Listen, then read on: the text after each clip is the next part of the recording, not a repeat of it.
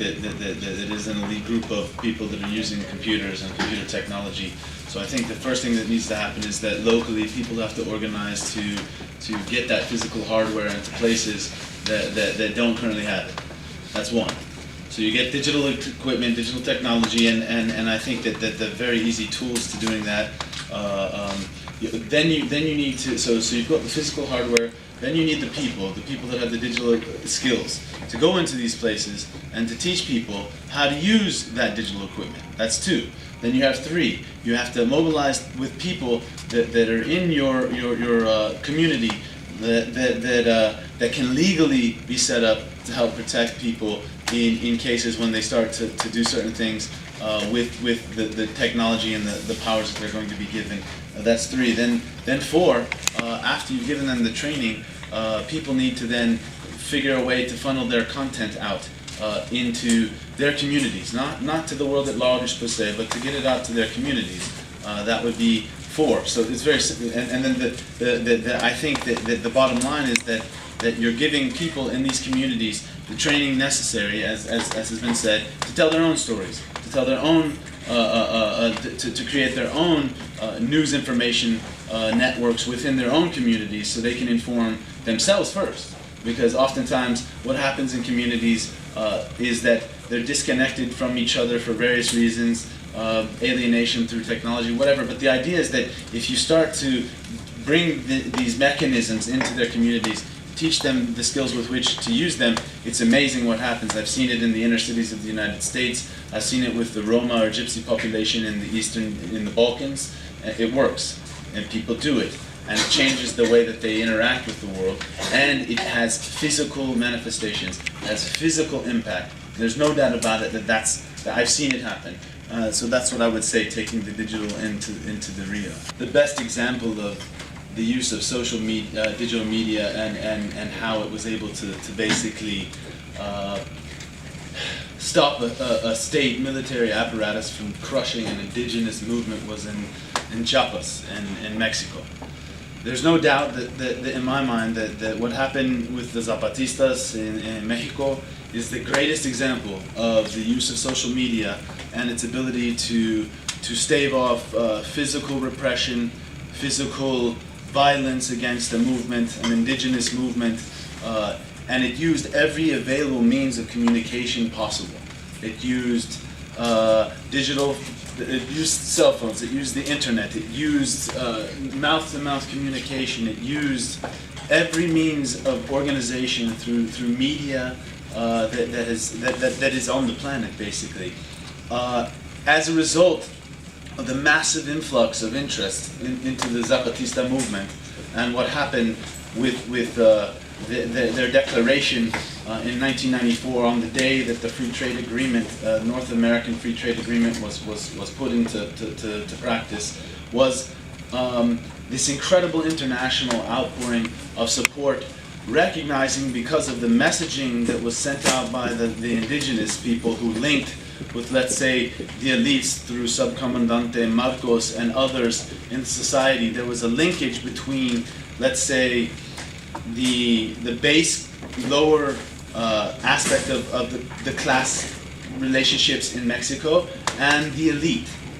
That marriage, the two of those together, created the most incredible, and it exists to this day, defense mechanism, physical and media-wise. So you essentially had an army that also included other indigenous peoples who were drafted into the Mexican army to fight another indigenous group that was at the doorstep for 3 or 4 years of this movement, waiting for the moment when the world would forget about this and they could come in and crush this and take this over for the wealthy landowners and for the other people that wanted to essentially exploit the oil reserves under the land that, by the way, the Zapatistas, the Chiapas Indians, don't want to touch. They don't want to develop. They want to maintain their agrarian lives with their land.